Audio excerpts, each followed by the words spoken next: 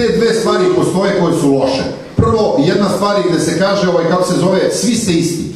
Svi ste isti, neće ni izađem izbore. Znači, automatski daješ podršku za ove da se nastavi i dalje.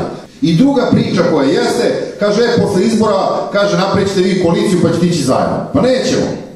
Ne možemo kako napravimo koaliciju kad mi kažemo, ljudi, vi to radite loše, radite katastrofalno, mi hoćemo da vas smenimo što pre da se sklonite. Mi smo tražili izbore kao stranka, sećate se još proletas. Pa je bio oni mitinzi veliki, šta ja znam, 100.000 ljudi, pa smo rekli, nećemo sad da tražimo izbore, zato što je, ajde, ako je u pitanju ta kandidatura za Evropsku uniju, nemoj da mi posle budemo krivi, nosimo to na duši. Nećemo da uzmemo taj teret na sebe, nek se završi ta kandidatura, pa ćemo da vidimo. Ali nema očigledno te kandidature, nema ništa.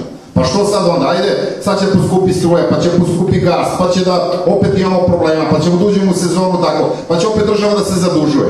Znači, država se zadužila za prethodnih 6 meseci preko 3 milijarde evra. Zrenjaninski budžet 450 miliona dinara. To je strašna cifra duguje.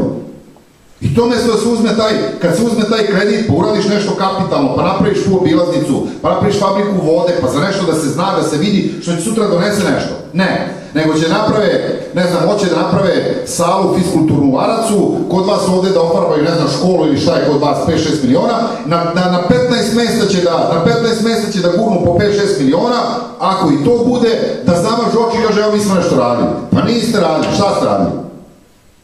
To nema svrhe, znači nije ideja ta.